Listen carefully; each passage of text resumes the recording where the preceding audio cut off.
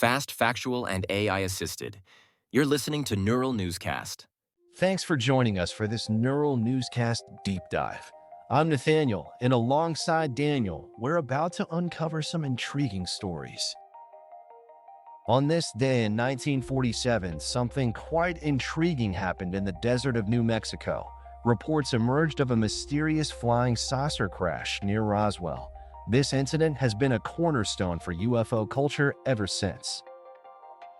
That's right, Nathaniel. The Roswell incident, as it's famously known, didn't just spark curiosity. It ignited a wildfire of conspiracy theories about extraterrestrial life and government secrecy. Even today, it's a topic that captures our collective imagination. Absolutely.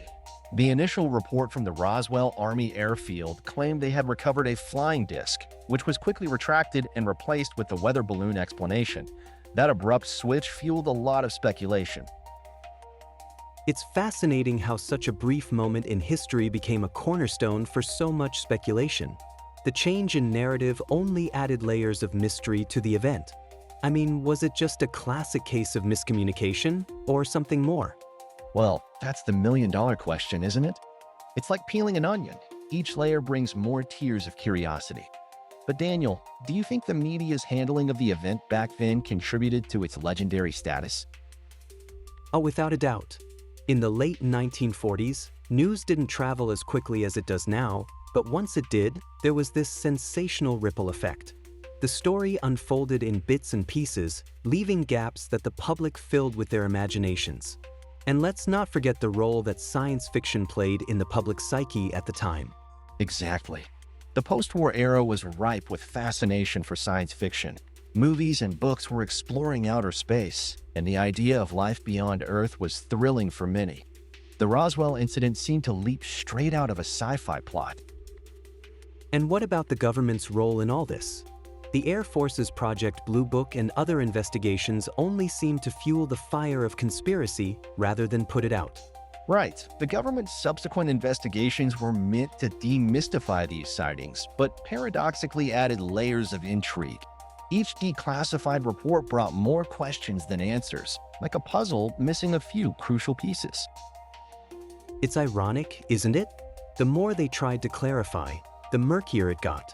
Even now, discussions about UFOs often circle back to Roswell. It's like the gold standard for alien conspiracy theories. And what's remarkable is how this single event spurred long-standing debates around government transparency. That dialogue continues today, especially with recent congressional hearings on unexplained aerial phenomena. Exactly.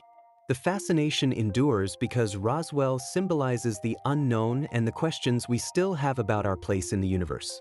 Whether you believe in UFOs or not, the narrative is compelling and has seeped into our culture. It's a reminder of how a single event can ripple through time, influencing everything from policy to pop culture. Roswell might always be that intriguing piece of history that keeps us wondering, what if? And the allure of the unknown, Nathaniel, is a powerful thing.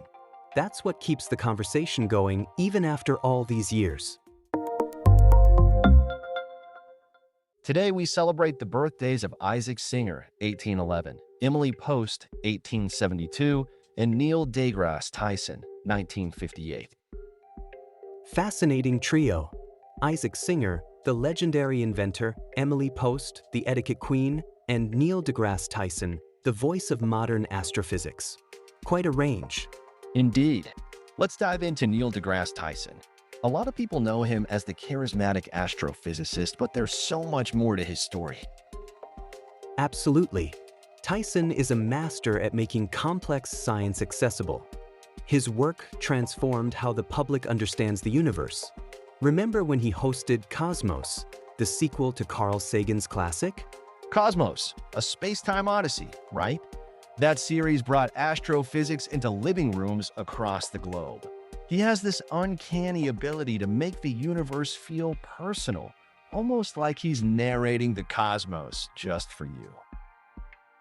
He's not just a communicator, but also a critical thinker. His debate on Pluto's reclassification drew a lot of public interest. Exactly. The Pluto controversy really highlighted Tyson's influence.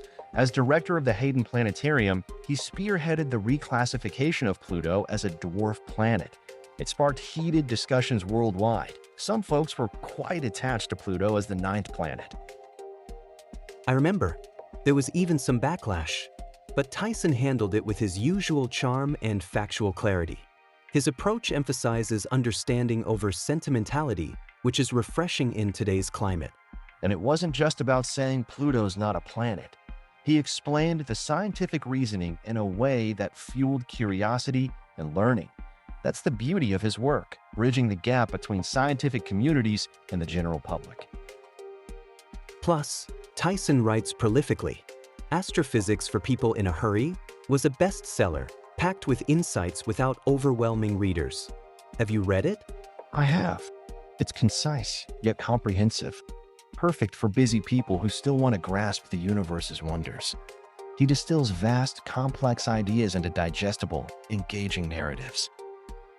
What's also notable is how Tyson uses humor to engage audiences. His talks are not just informative but genuinely entertaining. You walk away having learned and laughed. Humor is a powerful tool, especially in science communication. Tyson's ability to weave wit with deep scientific insight ensures his message resonates widely. It's part of what makes him so relevant today. His legacy is one of inspiration and education. Tyson encourages curiosity about the cosmos, nurturing future generations of thinkers, an impact that will likely endure far beyond his lifetime. Precisely. He's made space exploration and science exciting for so many people. Tyson leaves us pondering our place in the universe, continuously enriching public dialogue about science. In a world where science can often seem daunting, Neil deGrasse Tyson remains a beacon of clarity and inspiration. Stay with us, more deep dive exploring coming up. Daily news, synthesized and verified. This is Chad Thompson, the founder of Neural Newscast. At Neural Newscast, we're all about making news fast, factual, unbiased, and human-reviewed. Visit neuralnewscast.com for deep dives, special reports, and our full archive of content. And we're back with more from Neural Newscast Deep Dive. Did you know about Taylor Camp in Hawaii? It was this idyllic hippie enclave in the 1970s that ended in quite a dramatic fashion. It was burned down by the government. Really? Taylor Camp? You mean a whole community just went up in flames? What was so special about it? Oh, it was fascinating.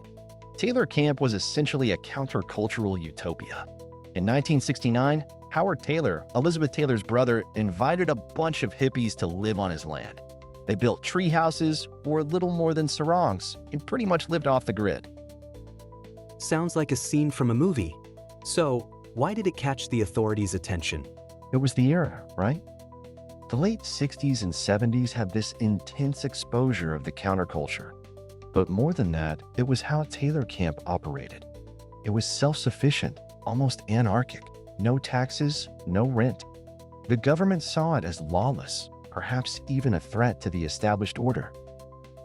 That must have been quite controversial. But burning it down, that sounds extreme. Was there no other way they thought to resolve whatever issues they had? It does seem extreme, doesn't it? It boiled down to conflicts over land use and health violations. The government wanted to develop the area around Hanalei Bay into a formal state park. Taylor Camp, with its free-spirited lifestyle, stood in direct opposition to that plan. I see. But it's still hard to imagine the decision to burn it down. Was there any pushback from the public when this happened, or did it slip under the radar? Oh, there was definitely backlash. Many people saw it as a loss of a unique cultural experiment. But for others, it was viewed as a necessary step to bring order and development to the area. It's a classic tale of idealism clashing with bureaucracy.